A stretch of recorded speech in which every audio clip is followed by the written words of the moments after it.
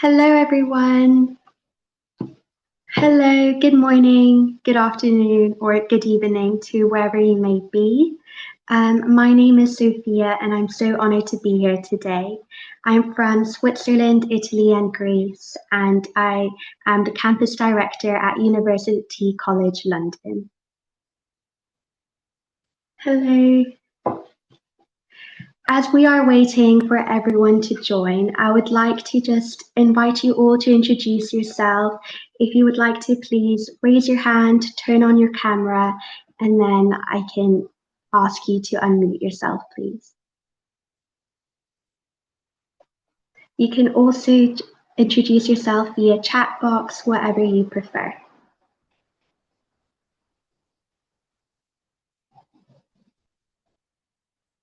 Hello, everyone. Welcome.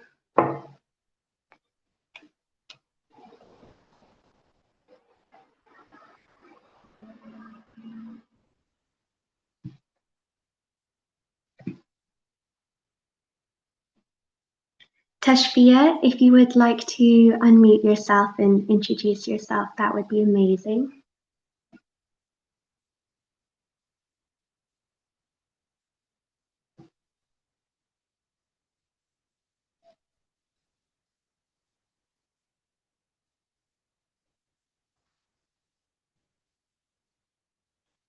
Welcome, everyone.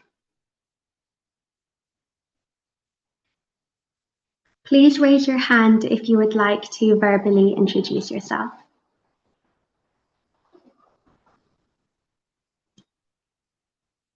You can say where you're from, what campus you represent, and a little. Hello, Sophia. I'm as the campus director at my campus. Thank you so much.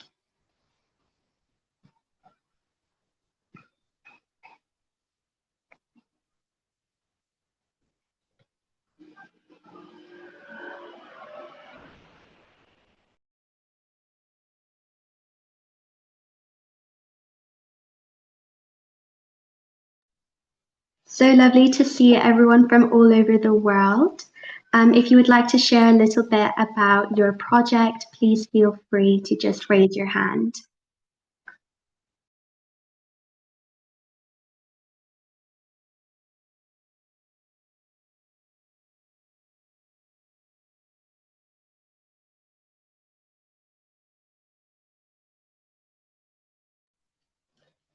I see Segun has raised their hand. If you would like to unmute yourself, please.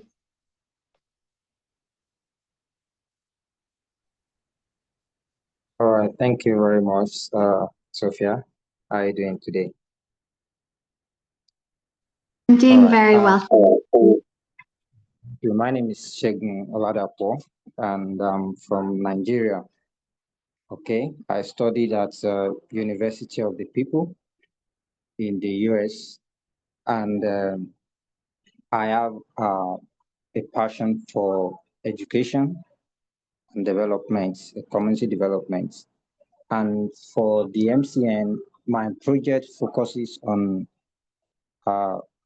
development, community development, and good governance. I've discovered that many people, especially the developing countries, African countries, we have sort of leaders that they are not transparent, and in their dealings. So I come up with this project because that's what I do normally. So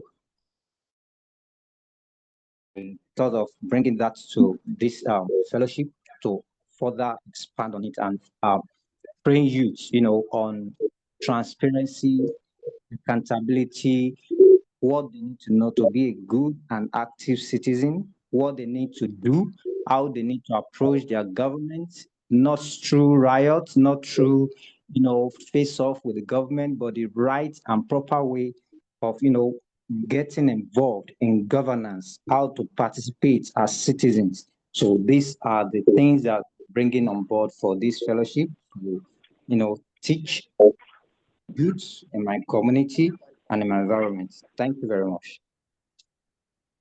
All the very best with your social impact project. Thank you to everyone. introduce themselves in the chat. It is incredible to see the whole world.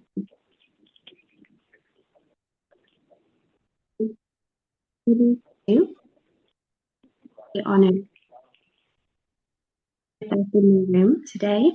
So Daniela Lieberberg, media executive, social entrepreneur, and veteran impact leader, with 20 years of experience driving social change through nonfiction storytelling.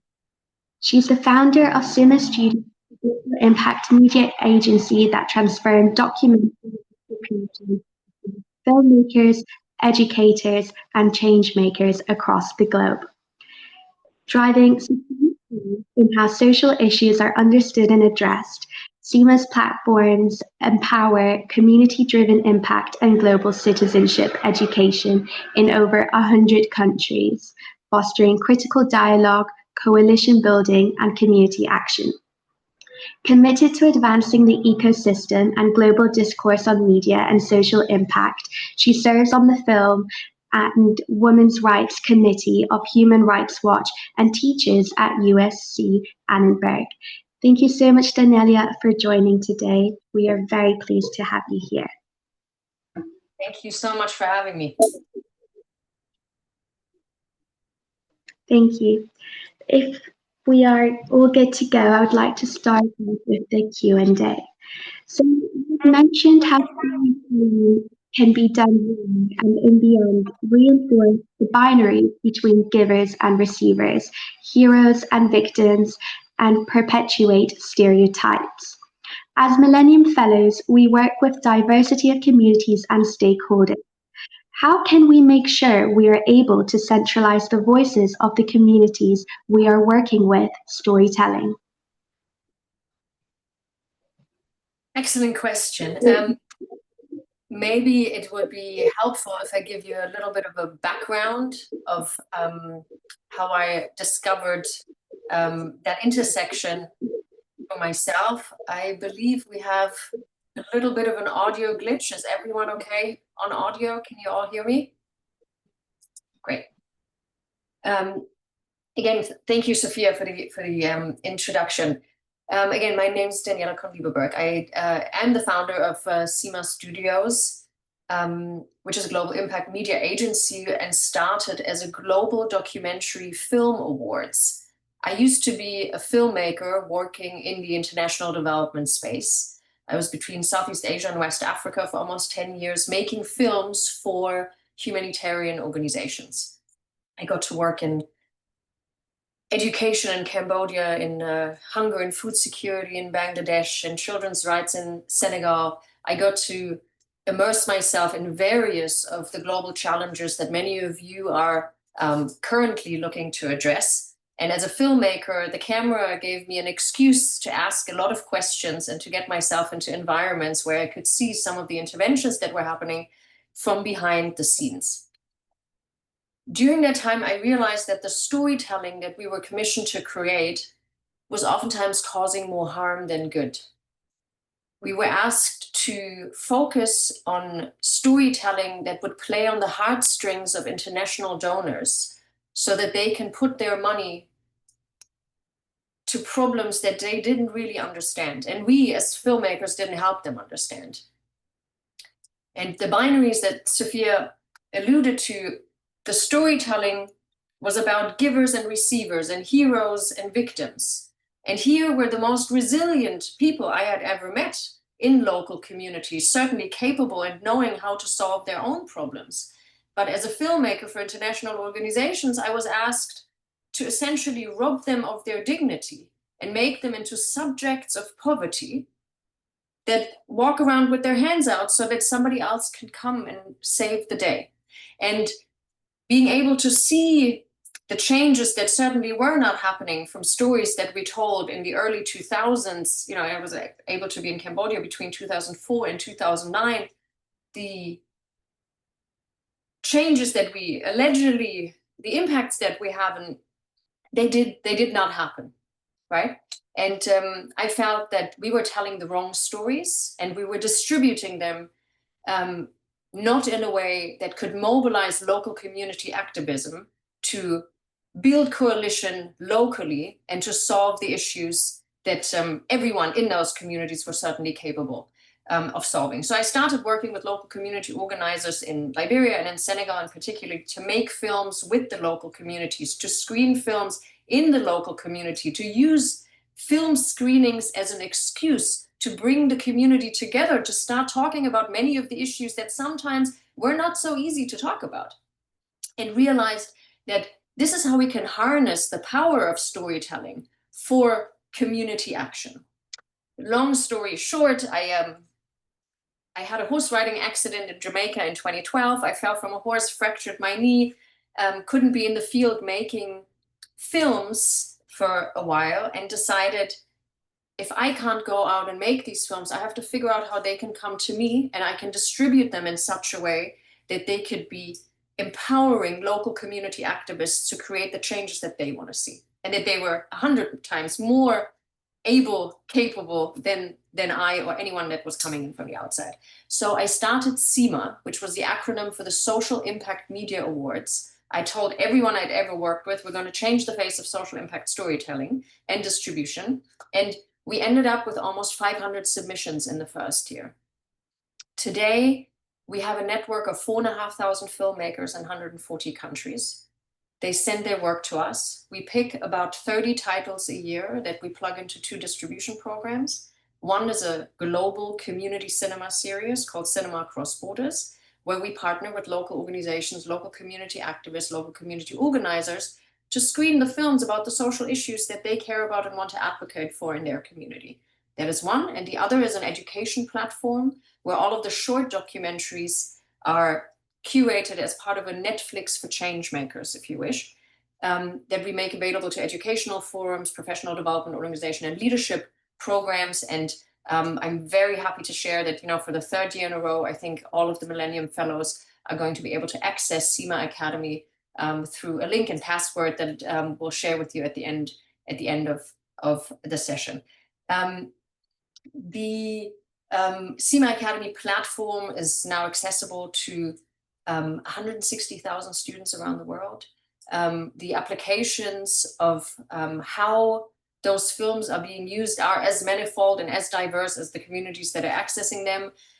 The beauty of the platform is that the stories and the short documentaries have both character-driven short documentaries about the realities of people affected by the problem, as well as the behind the scenes of organizations trying to solve them. So in a way, we have curated a kind of skill sharing repository where organizations that work in Guatemala on a particular issue, and you're in Kenya working on the same issue, you can learn from the challenges, from the behind the scenes, and from the mistakes. And sometimes we say, if it works in Guatemala, why shouldn't it work in Kenya? But not all the time it does work. And if it doesn't, let's talk about why. And use that as a learning resource to understand kind of the gaps, the cultural, the capital, the infrastructure that is available to solve. I'm very glad you all are going to be able to access the resource, and we can't wait to see what you're going to do with it. I hope I answered your question as much as possible. We are continuing to see storytelling that relies on these binaries, the unlikely friends always makes for a good news story. If you look at headline news, opposition, a lot of the time is what drives these narratives. We are looking for nuance. We're looking for the kind of storytelling that raises the question more than the one that just gives the answer, because that will empower audiences, community leaders to address those questions in their own community and adapt those stories to their own realities. Thank you, Daniela. The SEMA Academy and its growth is just incredible, and we're so fortunate to be able to participate as well. I would just like to encourage everyone to type into the chat box if they have any questions, which we will be going over at the end.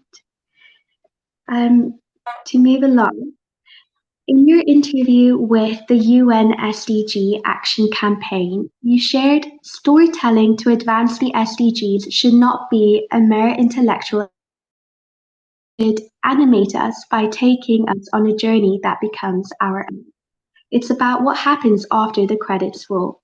How have you seen ripple effects of action happening because of storytelling?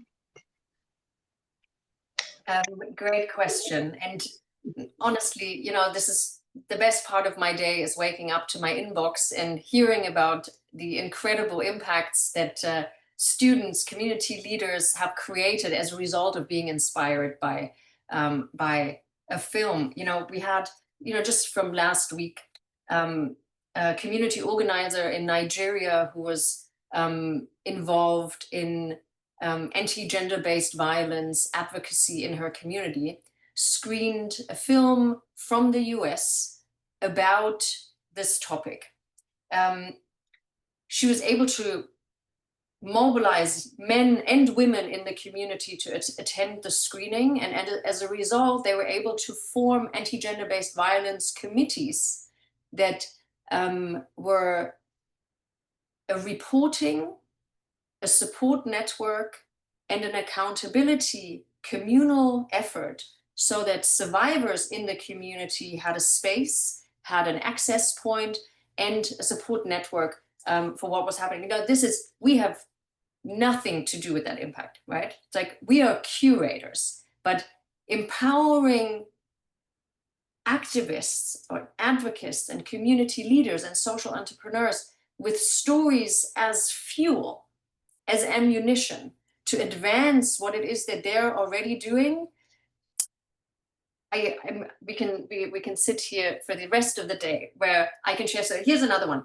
A couple of months ago, a group of young girls from a school in India who have watched a documentary on SEMA Academy about a young blind girl, have decided who are visually impaired people in our community.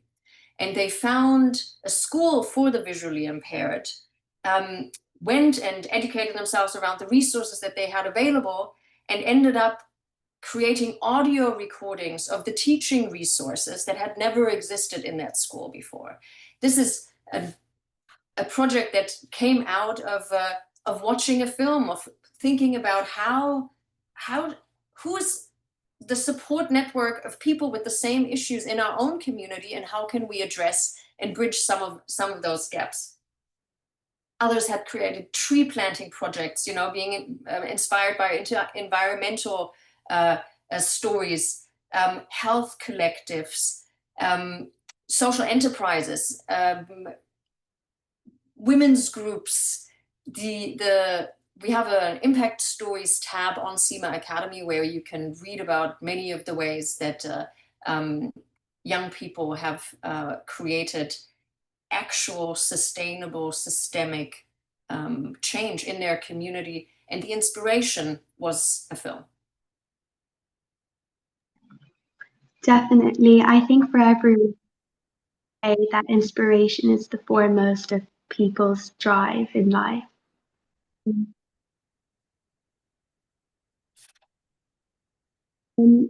With the next question. So the space of media undergoing massive transformation, as in with the internet, short form content, and even more censorship. How do you view these changes, and with your decades of experiences, what would you say is your advice to ensure media remains something for the good? Great question. We are all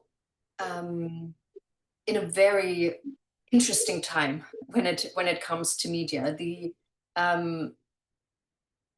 AI revolution is happening faster as our minds are able to comprehend, but it's also not going away, right? We're not going to stop progress in the way that it is happening with synthetic media, with the way that storytelling is going to transform in rapid ways in the very near future, and will continue to do so.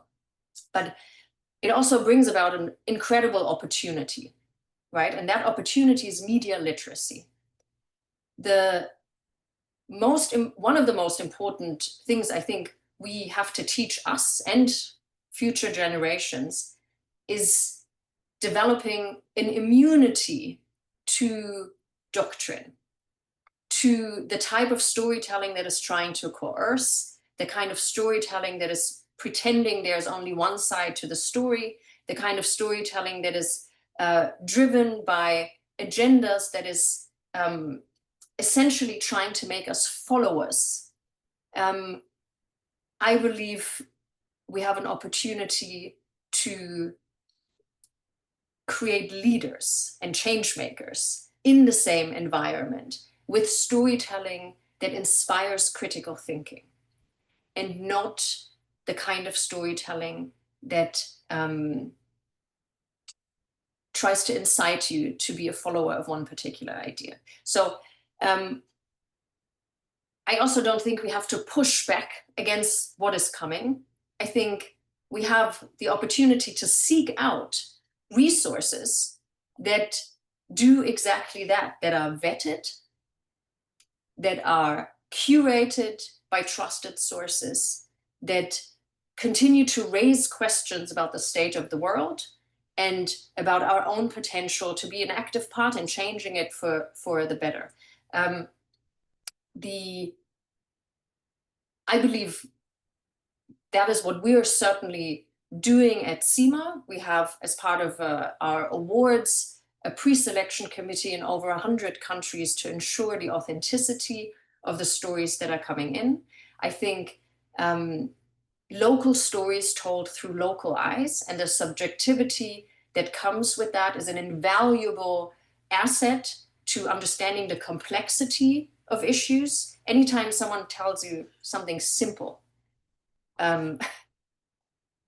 we should raise questions, right? We should ask questions. And the kind of media that is going to animate us to ask questions is going to be invaluable for a time where we're saturated involuntarily by media that's trying to create the opposite. So that's one part of how I think we can be healthy and happy and impactful in a space that is full of the type of saturation of media that is trying to create the opposite, but also coming back to interpersonal relationships, I think is key in all of that. I think whenever we see a film or whenever we see something on social media, we have an emotional response to it, and we relate to it within our own cultural capital, our own education, our own ways of having seen something, because oftentimes we don't actually see the world as it is. We see the world as we are. And the way that we can continue to educate ourselves, continue to find nuance, continue to find, and sometimes I just like seek out someone who disagrees with you, right? You might learn something in that process, but having conversations in the real world with other people, that I think is most important in a time where the kinds of ways that we're consuming media have isolated us. And I think that is an invaluable component to dealing with kind of the future of storytelling that we're going to witness fascinating things going forward. Completely. I think especially with today's climate and nature, it's so difficult to omit that subjectivity that you mentioned, but incredibly necessary. Thank you. So you are currently an adjunct lecturer at USC Annenberg. In your opinion, what are the best ways for institutions to cultivate social entrepreneurship among students? I'm biased because I would certainly say, take on CIMA Academy, expose young people to the realities and the diversity of perspectives of others solving global problems and also living global problems. There's a really fascinating thing about the social enterprise space or the social impact labs at universities is that students typically apply with their solution. They don't necessarily apply with the problem, with having lived the problem, with having understood how the problem has been tried to address around the globe. And if you follow Daniela Thornton, for example, who is a systems-led leadership expert, she's created this impact gaps canvas, right? Where we can understand this is what we want to solve in the world, and these are the outcomes that we want to see. But who are the people in between that are already doing it? And how are they doing it? And how are they doing it effectively? And how can I participate in being a supporting character in the kind of organizational work that is already happening so that I don't have to reinvent the wheel? I think that type of approach is incredibly useful in terms of inspiring the right kind of social entrepreneurship. And I mean the kind that is rooted in humility, that is rooted in integrity, that is rooted in a collaborative approach rather than, she published a paper that was called heropreneurship, right? We like to celebrate the successes of the potential before we celebrate the journey that it takes to get there. And I think there's a lot room for improvement in this space. I think resources like SEMA Academy, especially for the gap of not having lived the problem to understand the complexity of the problem, can really fill the gap.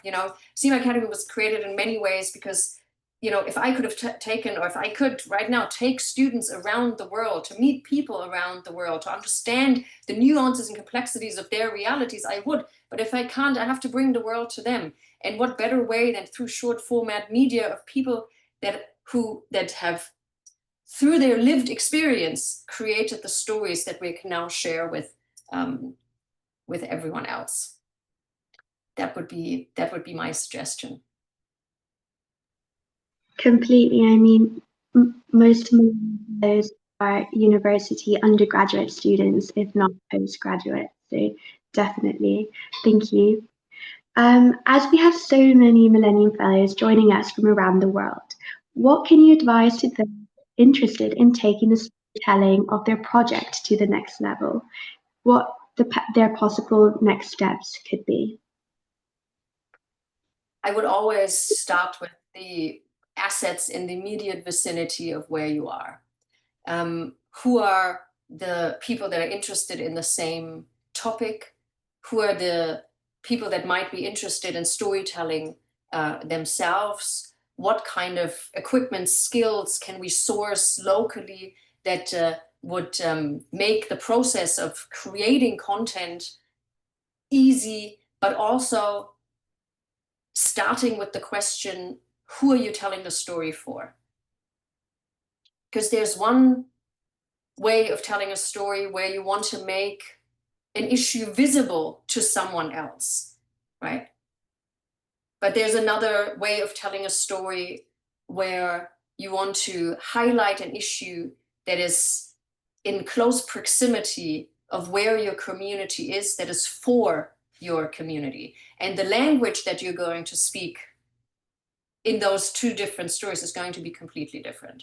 There's a lot of explanation needed. If you have a project in Ghana that you want to bring to an organization in Argentina, you will have to speak a very different language than let's mobilize our own local community around the project in Ghana and see who already wants to participate, right? So starting with who is my audience? Who am I telling the story for? This is where you're starting to write the script of what that story is going to be. Who needs to be part of the story? What stakeholders do I want to invite into the conversation so that it's going to be beneficial to raise questions for the audience, for the target audience that I've identified. Thank you, Daniela, for your valuable insights and perspectives regarding this matter. I would like to now welcome everyone to the Q&A. If you have a question, please type it into the chat, and alternatively, you can also raise your hand if you want to ask the question live.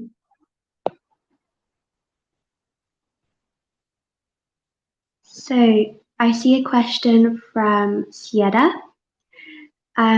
The question is, how can young change makers like us use storytelling to make education-focused projects more relatable and impactful for diverse communities? I see so many interesting questions in the chat. Thank you for that. How can we make it relatable, involving a diversity of community members in the process of production? To me, and this is absolutely essential, the process of production is as important as the end goal. Most of the time, in the process of production, of telling the story, this is where the impact is. If you announce the fact that you're making a film, that you're creating a video, inviting community members to participate might have more of an impact because you're building relationships along the way than the end goal of having a video that then lives on someone's website or on someone's social media account. So starting in the development phase of creating stories and inviting diverse members of the community as part of the conversation, I think is essential also to ensure that the end product of the film is that what ends up being relatable. Sometimes you can heavily offend community members with the way that you're telling stories and then alienating them to be part of the conversation. And I think making sure that as part of the production process, their voices are being heard is how we empower their participation. Thank you. The question from as a student working on peace and conflict resolution, I've seen how stories shape perceptions of conflict and peace building. In your experience, what makes a story powerful enough to not only raise awareness, but also shift deeply held beliefs or inspire real-world reconciliation? Thank you, Emanuela, and to everyone also that's continuously asking the questions, and to you, Daniela. Peace is one of those big ones that are one very, very, very complex system, right? There's ways to solve problems. You know, if something is broken, we understand that problem, right? We can mobilize our community around fixing that problem, and hopefully we have the parts to fix it. When it comes to larger systemic issues, I think one thing is that we have to acknowledge that we have to have patience, but it doesn't mean that we can't ignite conversation that will pave the way for when policy is ready to come into play, we already have the community buy-in to do that. And this is a longer conversation, but oftentimes conflict resolution and peace have to do with very difficult truths. And I think humanizing those abstract hopes and realities resonates with individuals on whatever side of the story. Humanity is what in the end connects us all. And I think if we emphasize exactly what connects us all versus what divides us, we create a baseline for a common space that we can both feel comfortable with. And oftentimes it's not just two opposing parties, it's many different complicated players in this network. But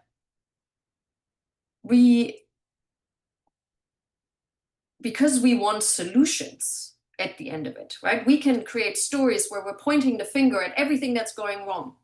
We can create stories that blame whoever we think is responsible. But if we find the human side of it, the repercussions, the actual challenges of having to, in Germany say, to jump over your own shadow, right? What are the stories, what are the intricacies, what are the questions that we're asking ourselves if we acknowledge that there are so many issues in this world, in so many issues in the complexity of conflict resolution and peace building, but how can I, by asking myself the questions, knowing that just by arguing, we're not going to get anywhere, right? Can remind the other person of what we have in common, and how can a story do that to create a basis for the conversation that needs to happen? Stories, films don't change anything, nothing. People do. And so we want to inspire people to start creating the relationships with each other that can lead to the solutions that we want to see. I hope that answers a very good and very difficult question. Definitely. Thank you. Thank you, really, Daniela. I see that Ryan has raised her hand. If you'd like to, please unmute yourself. Hello. Hi, Sophia. Hi, Daniela. Thank you for what you share with us. So, Daniela, I've read about how you founded Sama Studio to shift away from stereotypical victim-hero narratives in humanitarian media. As young leaders in the Millennium Fellowship, how can we make sure our storytelling about community project is authentic and empowering, rather than unintentionally reinforcing harmful stereotypes? It starts with a reflection, right? And I think the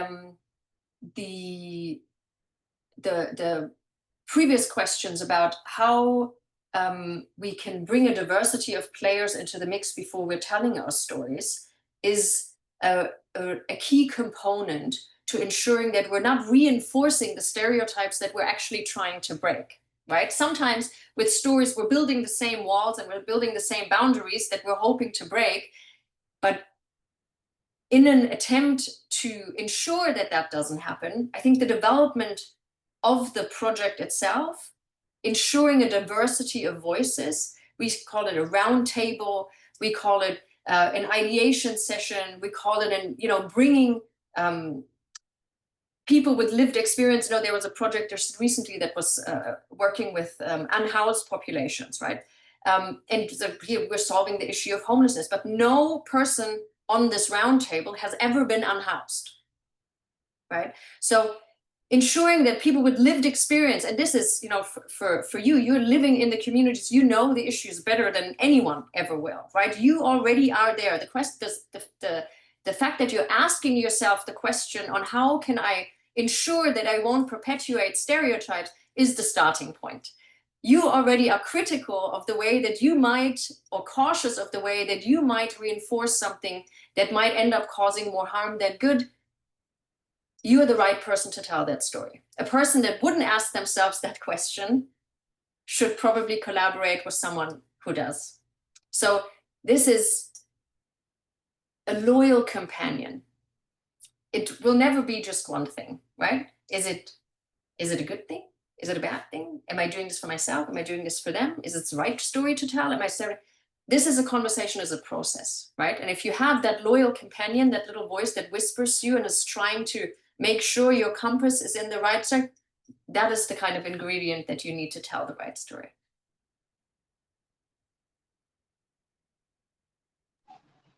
Thank you. Thank you, Daniela. Thank you.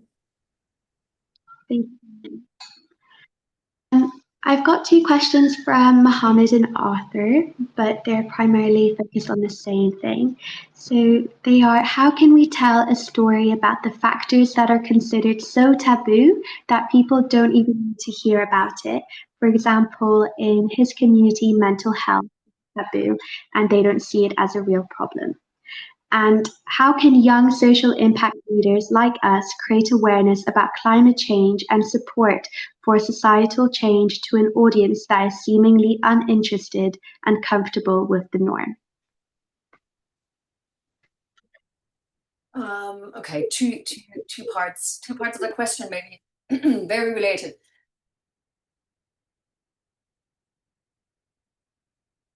We also need to consider risks, right? Sometimes it is not the right time to tell a story, right? In a particular forum, that is. We're not looking to shame. We're not looking to guilt trip. We're not looking to, so, you know, that kind of having a temperature check in terms of the cultural sensitivity of where things are. Safety sometimes plays an incredibly important role, right?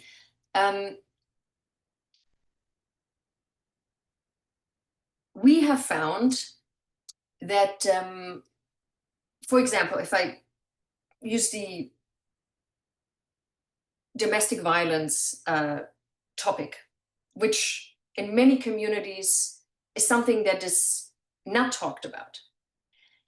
We have, or at least publicly talked about, we have found that showing a film about domestic violence that was produced in India in a community in Dharamsala, women are not allowed to come. Or the shame and repercussions of that screening is going to start having negative effects. The story about domestic violence in Guatemala, on the other hand, is far enough away for the proximity and the mirror to create a little bit of a safer distance space to inspire the conversation.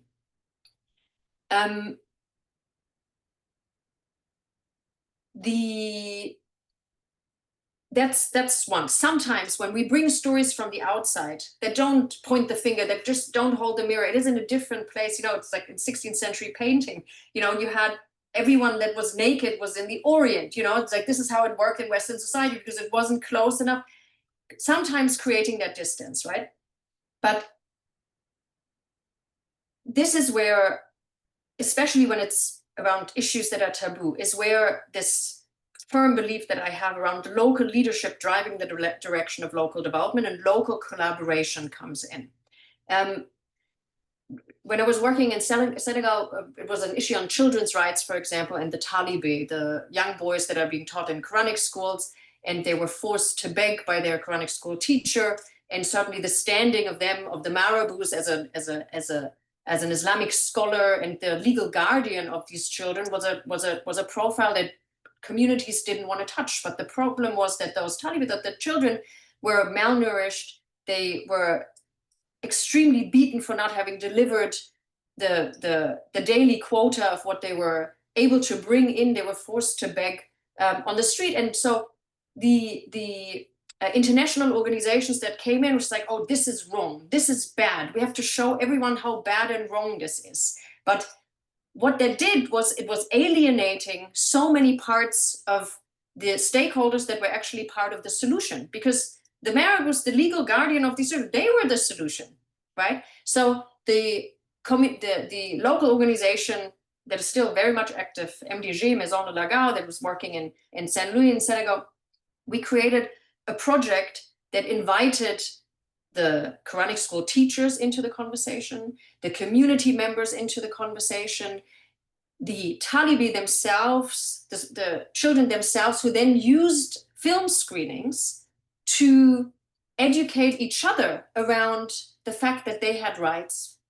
They went out and distributed flyers, said, I am the future, je suis l'avenir, où sont mes droits, where are my rights? It was making the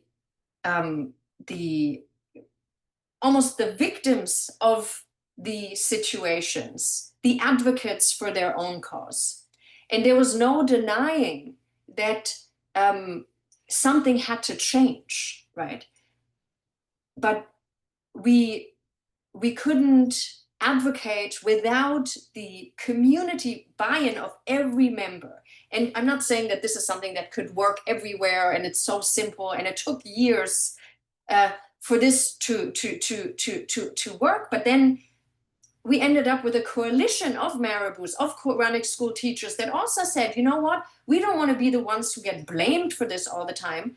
We want this to change too. We want to have the resources to provide food and security for our students, instead of being told that we're the problem in this entire scenario. So a long story short to say, it is going to take time and it's difficult, but you will find members of the community that also have questions around taboos, or questions around, you know, when we now move into climate change, we spend a lot of time trying to figure out if climate change is real, you know, versus just focusing on the solutions. You know, there's an installation about all these politicians standing around and the water is already up to their nose, and it says arguing if climate change is real, right? It is how long are we going to wait until we're just going to implement solutions and start collaborating on what those are?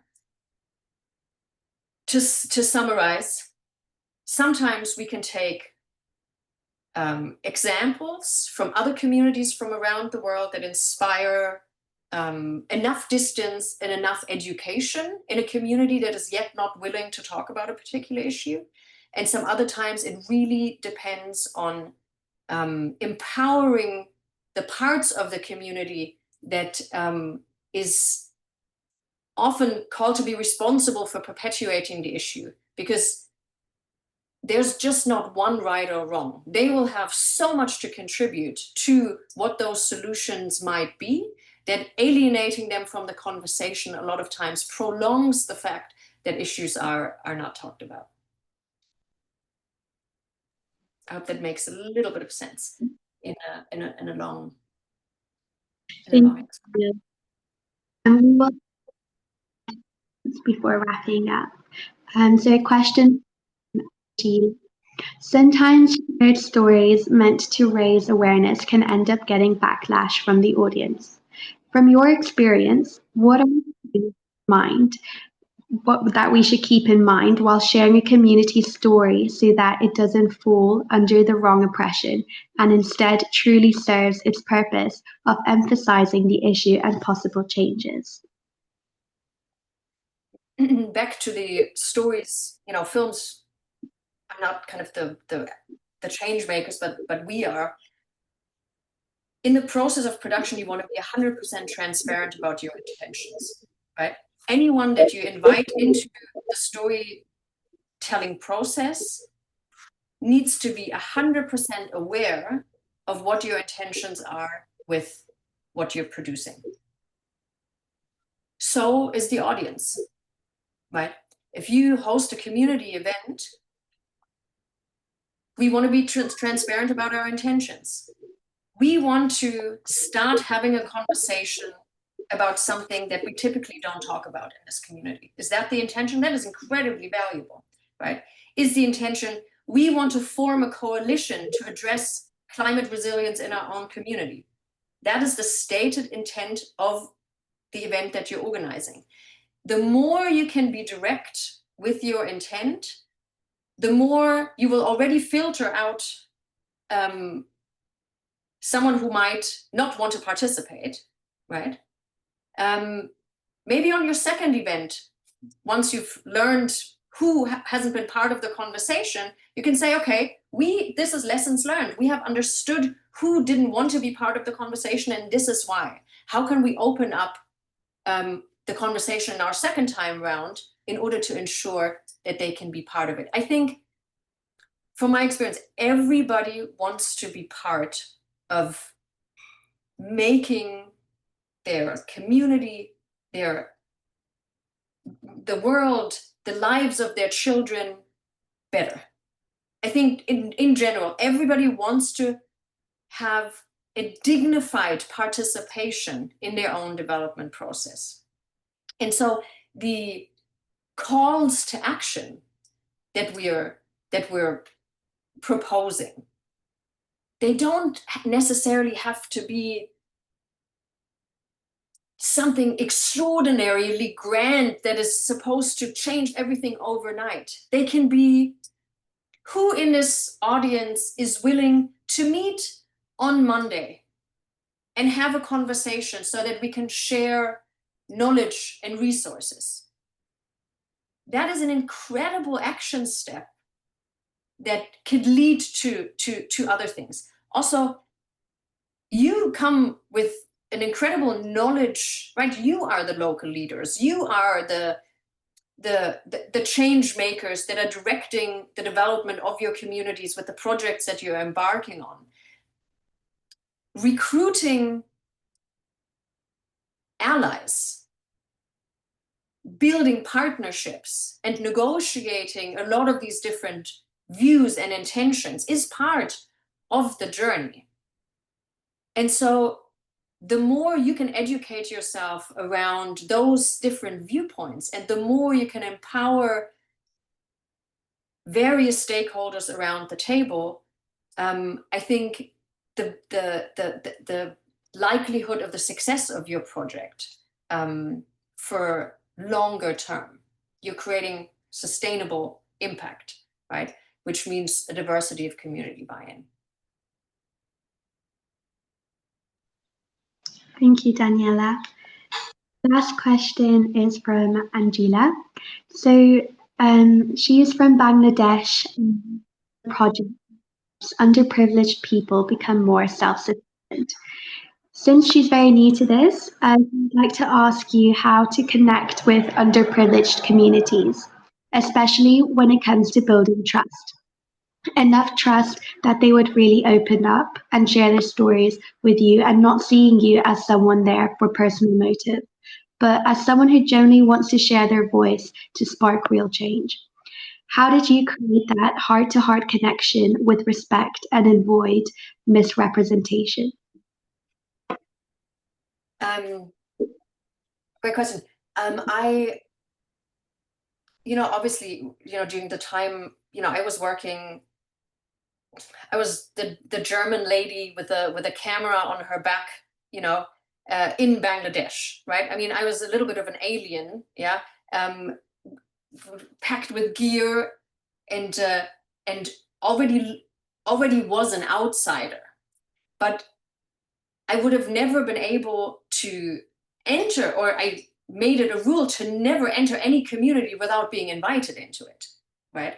And the relationships that then I was able to build, depending also on when I was in Bangladesh, it was a UNFAO, the Food and Agricultural Association of the United Nations, project where certain relationships had already been created, and the International Rice Research Institute in Bangladesh, numerous organizations that I was able to interview, to have relationships, and had them take me into communities where they already had relationships, is absolutely essential. I think you cannot just come from the outside and expect anyone to trust you. It had to be with the endorsement of someone that has the trust of the community, who would take you there and would also educate you around certain cultural norms, about the histories of the places that you are going to. Having that support network, I think, ensures a level of respect, that you can bring to people whose homes you enter. I mean, how incredible and vulnerable and open do you have to be in order to allow that, especially someone coming in with a camera? So again, I never went anywhere without having someone that had a relationship with the community, who was able to ask if it was okay for someone to come with a camera.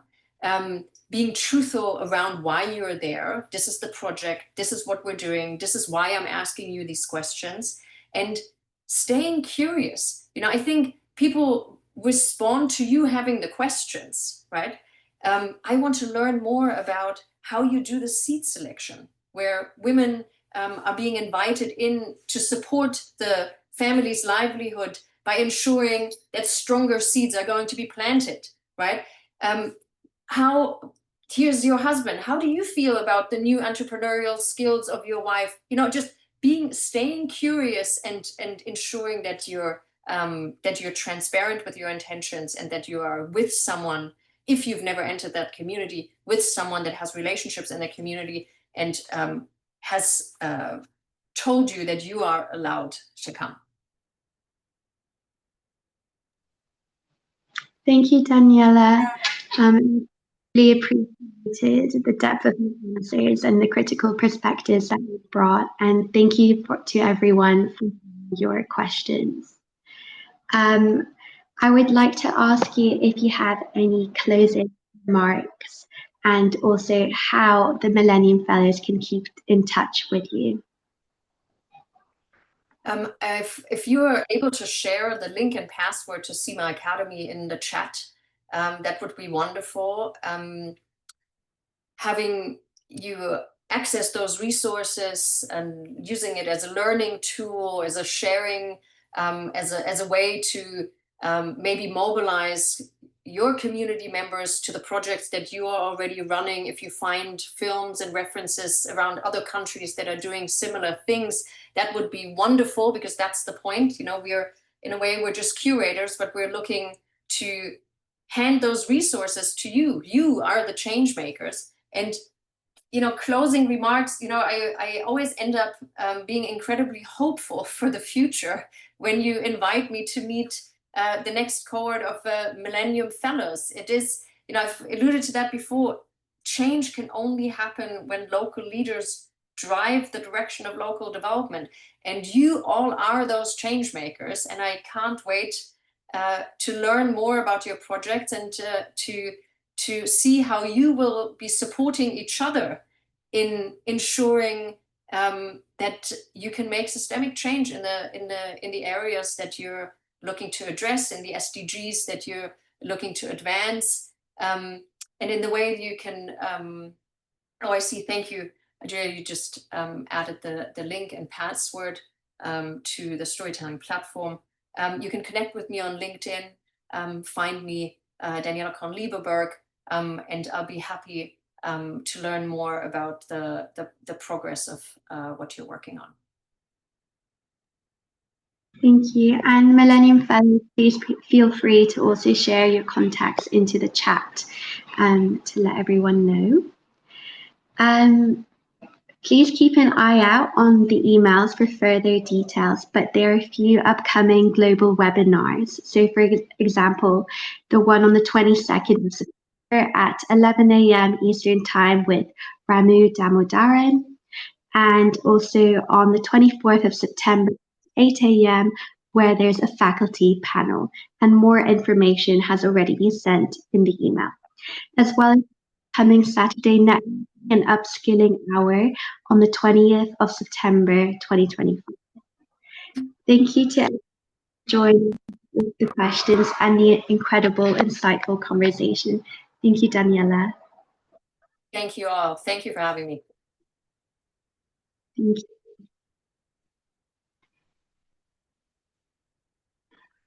Bye, everyone. Thank you for joining.